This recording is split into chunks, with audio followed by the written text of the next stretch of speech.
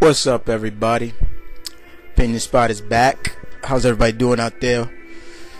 And as you saw, this fight is brought to you by my friend PM Knight 12, and he pits us against the Scarecrow, Jonathan Crane, versus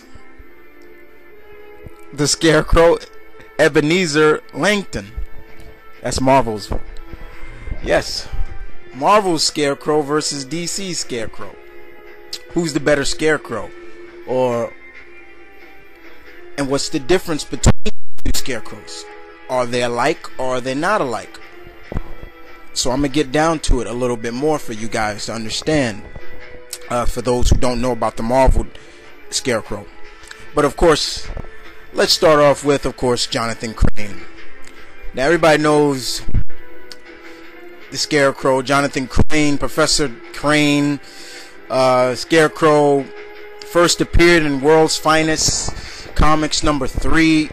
He is probably one of Batman's rogue gallery of villain, but he does most of the time show up in other people's comics as well. But more importantly, he is the master of fear, is what he's known as. You know, he is basically the guy that loves fear. He loves to give it, dish it out. He's not really known as a fighter like hand-to-hand combatter though, but there are some times where we have pictured him, seeing him with, you know, the traditional and or sickle or scythe, and he's choking Batman, Bruce, and things out. Scarecrow is always been very popular amongst many of the Batman, fanatics. I think he's a very interesting character because he uses fear as his weapon instead of, going fisticuffs with Bruce. He is a master chemist, so he's able to create, powerful fear toxins. He can spray it on you, or just it can be even absorbed into your skin. And it's always done a great job of, writers have always done a pretty good job of showing that instance of the character. But even when Scarecrow, the coolest thing about Scarecrow, Jonathan Crane Scarecrow, is that at one time he was part of the Sinestro Corps, and I thought that was very cool to see that happen, because who better to be a member of the fear but the Scarecrow, but he is an opponent that you cannot take lightly, just because maybe because he doesn't go hand-to-hand combat with you, but he is very, very unpredictable. And when he uses those fear toxins on you, it's like, oh boy, forget it. But I've always liked Scarecrow. I think he's a great character. I've always enjoyed seeing him appear in the books. So let's talk a little bit about his combatant, Marvel's Scarecrow, okay, shall we? Now, Marvel's Scarecrow is known as, his real name is Ebenezer Langton, and he first appeared in Tales of Suspense #51 with Iron Man. He's a lot different than Professor Crane, because he was raised by an abusive mother, and he ran away to the circus, believe it or not, and he became a circus escape artist. So basically he's double jointed, and he can escape from any kind of traps or skills or things like that.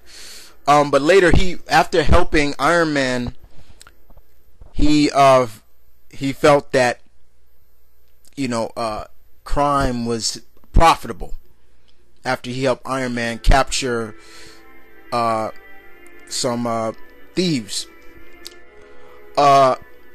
He's also if you ever seen him, he's always has like a flock of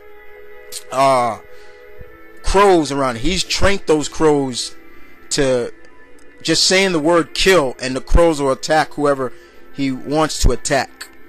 But mostly he played a big role in Dan Kench's enemy as the Scarecrow. Dan Kench and him would go toe to toe almost all the time.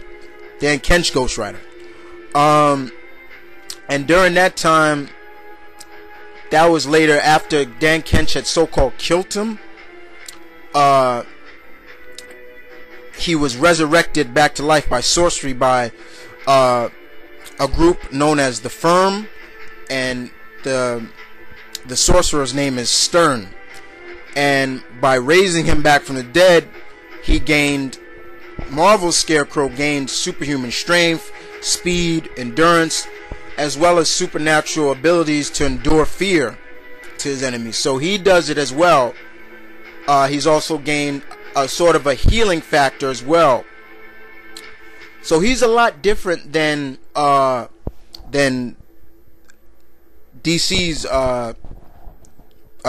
Scarecrow. A lot different, and he's one to go toe to toe with you. He's not one to just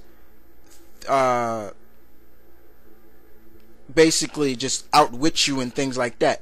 He's more of no holds barred, take no prisoners kind of guy. And recently now he's been part of the Hood's, group of villains as well. We recently seen him go toe to toe with Moon Knight lately. But he's a totally different Scarecrow than Jonathan Crane. And that's what I wanted to explain a little bit more about the differences between DC's Scarecrow and Marvel's Scarecrow. Now, I know some people might say, well, Marvel's Scarecrow sounds a little bit more cooler. I will take that into consideration, say maybe, but it also comes down to experience in my book. Who's been around longer?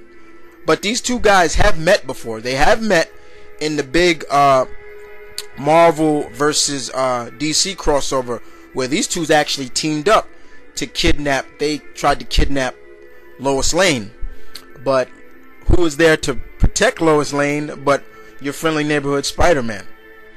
So, but these two battling, well, since both of them have no sense of fear, they both can give you that kind of fear. That's out of the park. Forget that. It's going to come down to hand-to-hand combat in my book. And from what I see and from what I read over the years, is that Marvel's Scarecrow would probably have the edge in the battling skills, because he's not, like I said, I explained it before, Ebenezer is just what he implies to be, a brawler, and ready to always fight his enemy instead of thinking them. But that could be his downfall as well. But you guys tell me what you think, and show a little love to PM Knight for doing this fight to us.